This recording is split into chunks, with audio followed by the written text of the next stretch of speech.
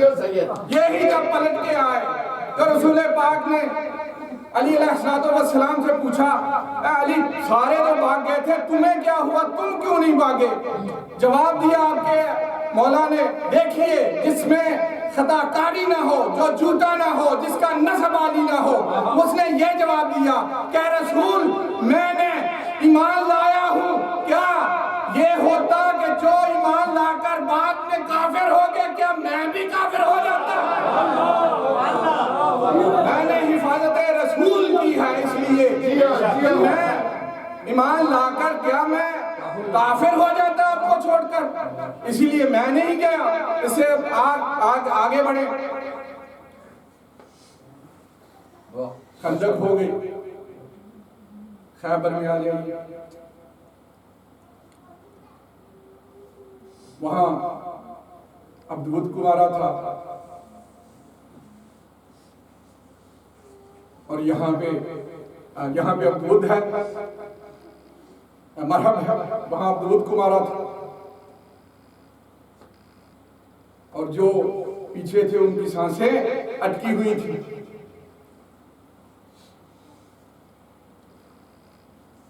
جب وہاں سے لے کر چلے تو کہا کہ یہ تو بڑا اکڑ کے چل رہا ہے، اکڑ کے کیوں نہ چلے کہ جس کا نسب بھی عالی ہو، جس میں کذب نہ ہو، جو عاصم نہ ہو۔ اس کے بعد اگر کوئی شخص کسی کو مانتا ہے تو اس کو مبارک، اور انشاءاللہ اس کے بعد گفتگو کا سلسلہ انتہائی طور پر آگے بڑھاؤں گا۔ بس گزارش یہ ہے کہ اتباع رسول ہے، اور رسول کے بعد ان کی اتباع ہے جو ان جیسے،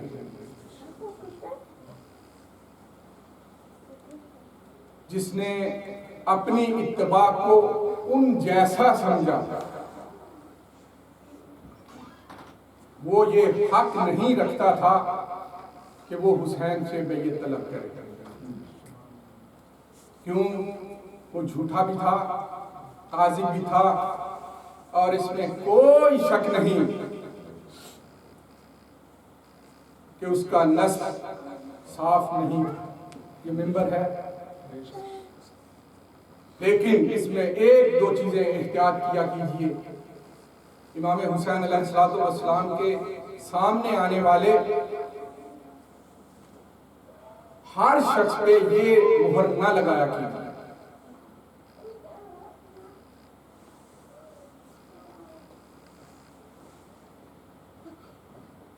اس لیے کہ ان میں میں ایک ہی نام لوں گا، ان میں ہر بھی شامل ہے۔ 10ویں کو پڑھتے ہیں نا، 10ویں تک تو ادھر ہی تھے، اور ہر نے شاید کسی نے وہ کام نہ کیا ہو جو ہر سے ہوا، یعنی کوفہ جانا چاہتے تھے، گھیر کے کربلا میں لے آئے۔ وہ الگ بات ہے کہ مولا نے کوفہ اس میں ہی آنا تھا، کربلا میں، لیکن میں عرض یہ کروں گا کہ احتیاط بہت لازمی ہے۔ آپ کے امام نے جو خطبہ دیا ہے نا کربلا میں، اس میں چاہتے تو کہہ دیتے کہ آپ سب کے سب معاذ اللہ ولد و زنا ہو، حرامی ہو، مولا نے زبان کو استعمال نہیں کیا، کہا کہ تم تک میری بات نہیں پہنچ رہی اس لیے کہ تم حرام کھاتے ہو۔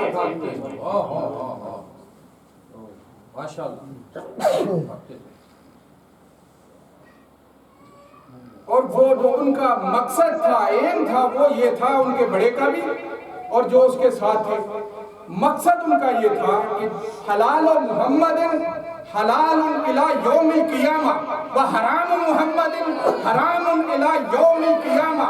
وہ یہ چاہتے تھے کہ جو محمد مصطفیٰ نے حلال کیا ہے ہم اس کو حرام کر دیں، اور جو حرام کیا ہے اس کو حلال کر دیں۔ وہاں نمازوں کا چکر نہیں تھا، نماز تو وہ بھی پڑھتے تھے،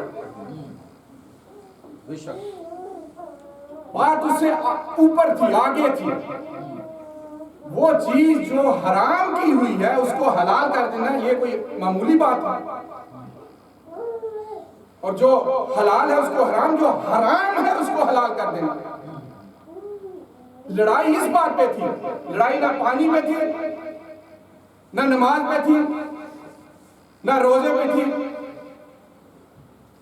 روزہ تو 10 محرم کو انہوں نے روزہ رکھا تھا اور منت مانی تھی کہ اگر ہم اپنے مقصد میں کامیاب ہو جائیں گے تو ہم روزہ ہمارا پورا ہم روزہ کریں گے، اور روزہ رکھ کے آل رسول کو انہوں نے ذبح کیا، اور اسی لیے ہم فاقہ رکھ رہے ہیں۔ ہم نے روزہ نہیں کبھی رکھا، روزہ ان کو مبارک ہو جنہوں نے منتیں مانی۔ بے شک بے شک۔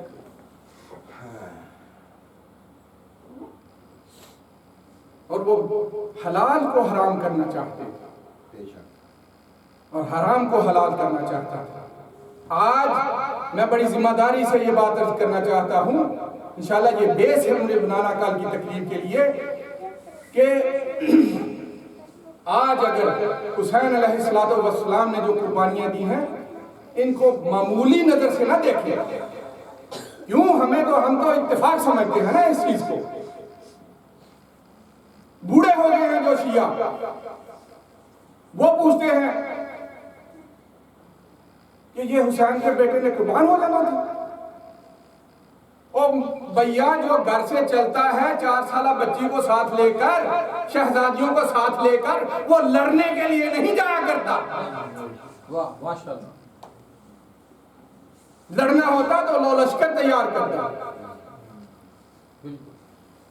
یہ جنگ اس طرح سے جیتنی تھی کیونکہ یہ جنگ حلال اور حرام کی تھی، یہ جنگ فتوحات کی نہیں تھی۔ اور ان کی نظر میں آج بھی فتوحات ہیں کہ فلاں نے اتنی فتوحات کر لی، اتنی فتوحات کر لی۔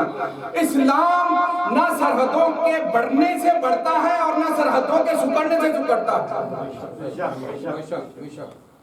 اسلام کی روح جو ہے وہ حسین ہے۔ بے شک۔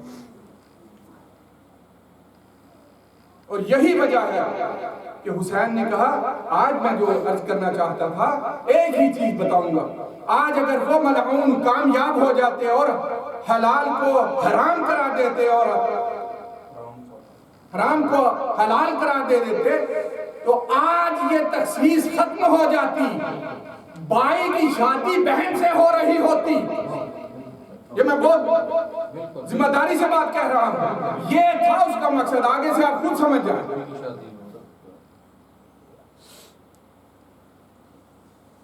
آج جو یہ قیود اور حدود الہی موجود ہیں، یہ صدقہ ہے امام حسین علیہ السلام کا، صدقہ ہے جناب شہزادی کا، صدقہ ہے امام سجاد علیہ السلام کا، اور ان سب صحابہ کا اور انصار کا جنہوں نے قربانیاں دی۔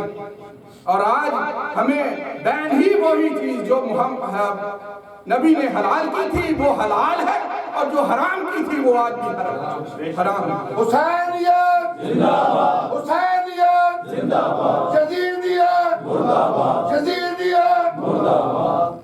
محمد وآل محمد میں صلوات، اللہم صلی علی محمد۔ یہ فکر بہت ضروری ہے،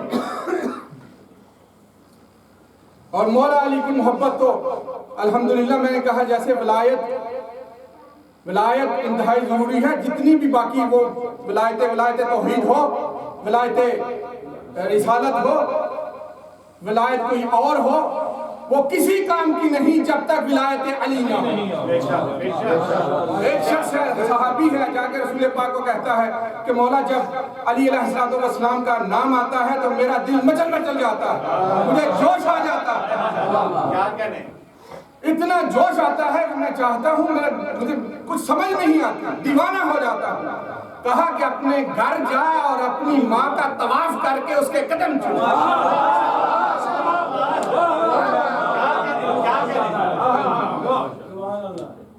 کیونکہ یہ دین تیری ماں کی ہے۔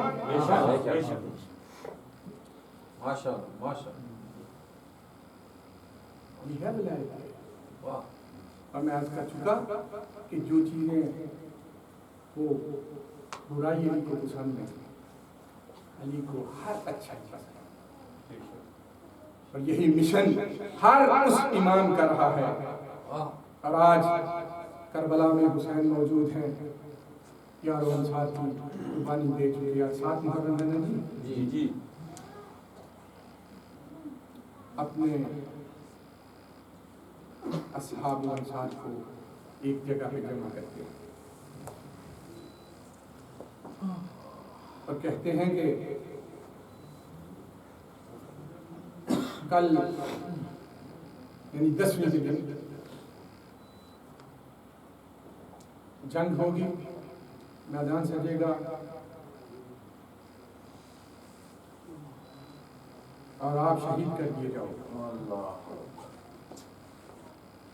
اور اگر تم میں سے کوئی جانا چاہتا ہے, دیکھیے حسین کتنا سخی,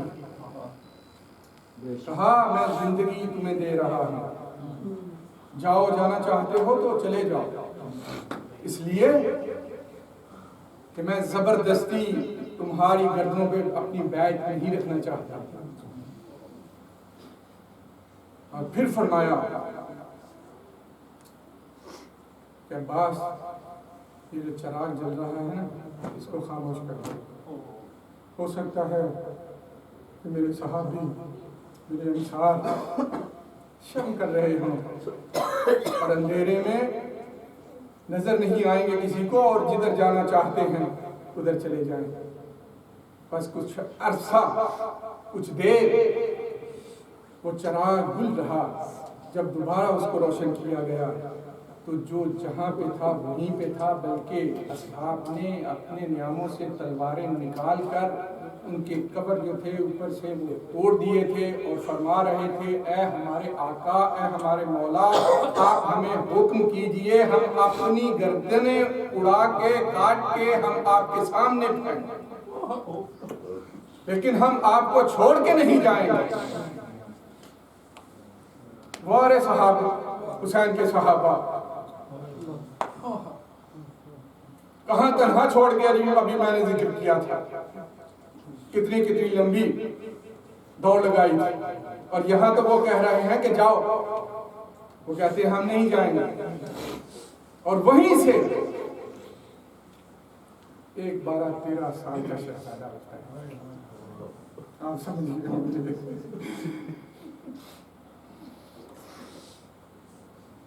اس نے جب یہ سنا کہ کل سب شہید ہو جائیں گے, اور مولا نے یہ بتایا تھا کہ کل میں علی اصغر کو بھی علی اصغر بھی شہید ہو جائیں گے. وہ شہزادہ اٹھا اور کہا کہ چچا یہ کیا میں سن رہا ہوں, کیا ملاعین خیموں میں آ جائیں گے؟ کہا بیٹا نہیں, میں علی اصغر کو فرات کے کنارے لے کر جاؤں گا, وہاں بھی شہید ہوں. بس عزادارو اس نوجوان کا جذبہ دیکھا, جیسا کہ باقی ماؤں نے اپنی اپنی قربانی تیار کر کے حسین علیہ السلام پہ صدقہ کر دیا تھا. فروا نے قاسم کو بلایا اور کہا بیٹا میں کیا دیکھ رہی ہوں کہ تم ابھی تک زندہ ہو, جاؤ اپنے چچا سے اجازت لو. عزادارو 2-4-10 جملے ہیں جو سن لیجئے بڑے صبر اور حوصلے سے. جب چچا کے پاس گئے کہا کہ ماں نے بھیجا ہے, مجھے اجازت دیجئے. آپ کے مولا نے سر سے پاؤں تک دیکھا اور کہا کہ قاسم جب میں تمہیں دیکھتا ہوں تو حسن کی یاد آ جاتی ہے, میں تمہیں کیسے اجازت دوں. جب واپس ہوئے جا کے بتایا کہ اماں میں جلدی جاتا ہوں, چچا اجازت نہیں دیتے. تو کہا بیٹا تیرے بازو پہ ایک تحریر بندی ہوئی ہے, بس یہ کھول کے اپنے چچا کو دکھا دو, میں زیادہ طولانی نہ کروں. یہ تحریر جو کھول کے جناب قاسم نے امام حسین علیہ السلام کے سامنے کی, پڑھی تحریر, پڑھنے کے بعد اس کو چوما, آنکھوں سے لگا اور کہا بھیا تمہیں میری غربت کا اتنا احساس تھا.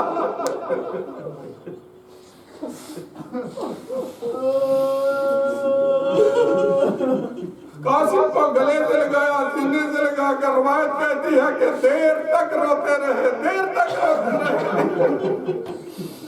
حسن کا زمانہ یاد آ گیا، مدینہ یاد آ گیا، جب اکٹھے نانا کے دوست پر سوار ہوا کرتے تھے، جب اکٹھے مدینہ کی گلیوں میں چلتے تھے، حسین کو سب یاد آ گیا، قاسم کو باہوں میں لے گئے، چیخیں مار مار کر رو رہے ہیں۔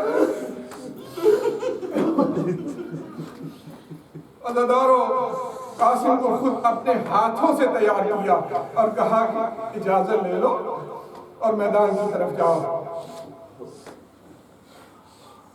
لباس پہنا کر، تلوار سجا کر، چھوٹے سے شہزادے کو زین پہ بٹھا دیا۔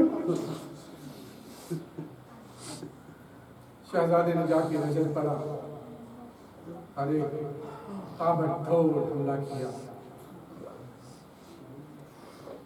اور بتاتے ہیں کہ ارزق نامی ایک بہت بڑا پہلوان تھا جو ہزاروں میں باری تھا، اس کو پسر سعد نے کہا کہ تم جاؤ شہزادے کے مقابلے میں۔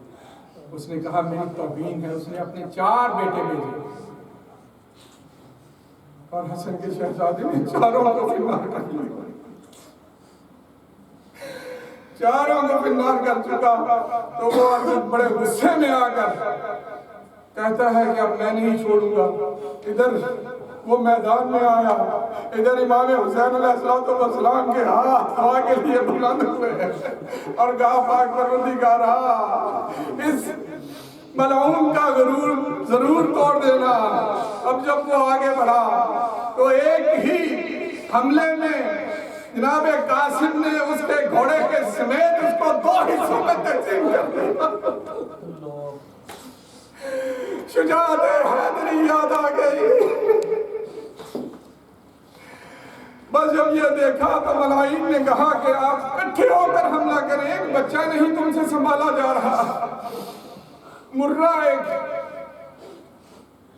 ملعون ہے جس نے چھپ کر جناب قاسم کی پیٹھ پہ وار کیا، اور اب گھوڑے پہ سنبھل نہیں سکے۔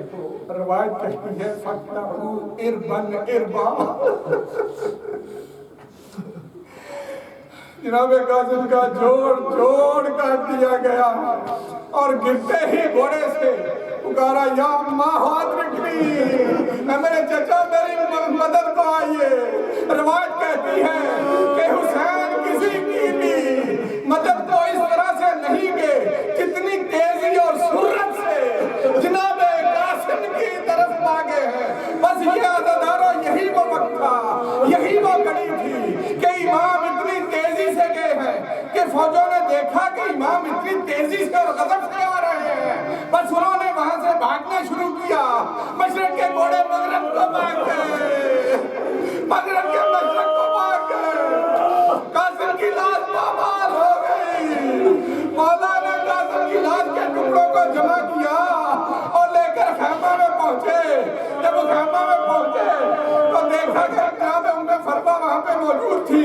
کہا کہ میرے بچے کی لاش کو ادھر رکھ دو، سجدہ کیا۔ اس کے بعد ساری بیٹیوں کو کہا کہ آپ ایک سائڈ پہ ہو جائیں۔ جب بیٹیاں باہر چلی گئی، جناب ام فروا نے اپنے بالوں کو کھولا اور کہا